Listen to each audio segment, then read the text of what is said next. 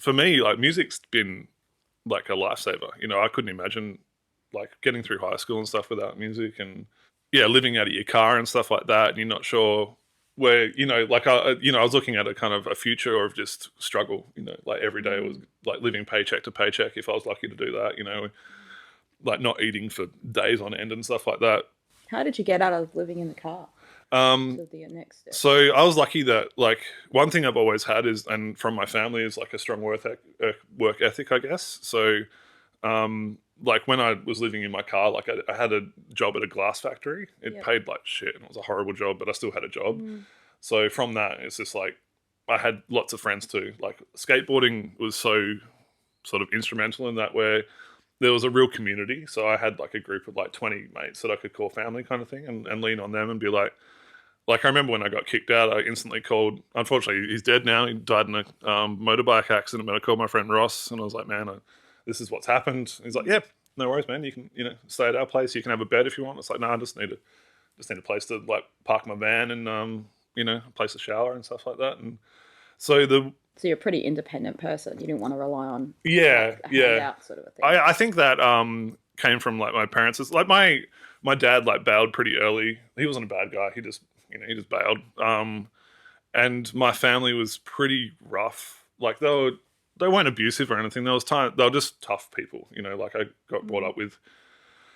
You know, you just work and that's what you do. Brought up on farms and stuff like that. So like whenever I got praise as a kid, it was like when I can remember like one time actually with my granddad, like probably the only time that he sort of like seemed proud of me was like I'd ripped apart my hands like chopping all this wood, Yeah, and we right. just kept going like all day. Yeah. And then he saw my hands at the end of the day and it's like all bleeding and stuff, and he was just like, "Well done," you know. Yeah. So it was kind of like, Okay, that's a level. yeah. So it's always been like Yeah. that's been there of just like having to match with the men, you know, and there's no like yeah, like I don't think So if that was the level of a well done, you probably weren't getting much encouragement to go and spend your life being an oh, instrumental that was man, not even yeah, like playing your instruments. I had to fight, like even for my own music and stuff, like I had to fight so hard because our mum was quite religious as well, so she would like burn my shit like if Oh, wow. thinking it would be like from demons and stuff like that. Yeah, So yeah,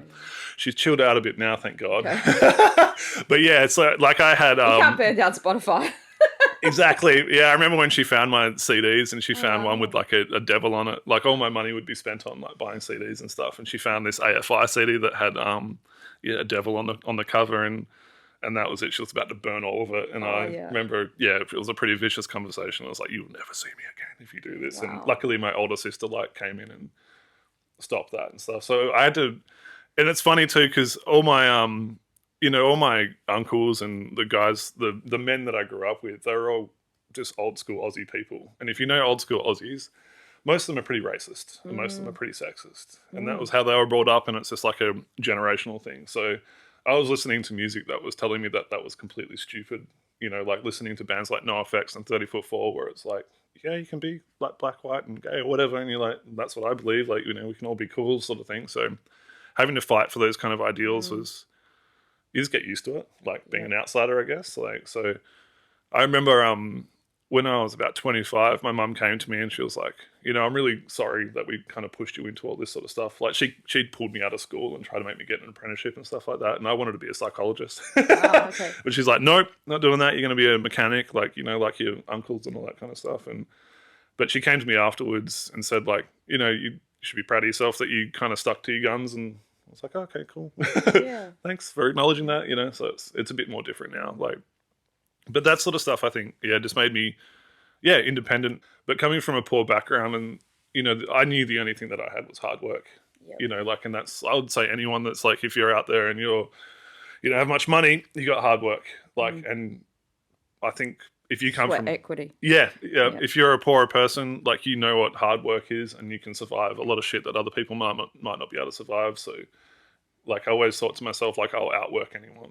So Like, that's how you got out of your car. yeah, You worked your way. You stayed in that just glass factory. yeah, And you just just stayed in kept. that glass factory and went from job to job and just grinded it out basically until I met my wife probably like 13 years ago, and then she kind of yeah, she helped a lot. Not in terms of like finances and stuff, but just sort of getting me on track and getting us Yeah. on track and stuff like that. And So yeah, now it's like we're not rich or anything, but we're comfortable, you know. So it's nice to be able to kind of explore that and not want to go back. Good vibes.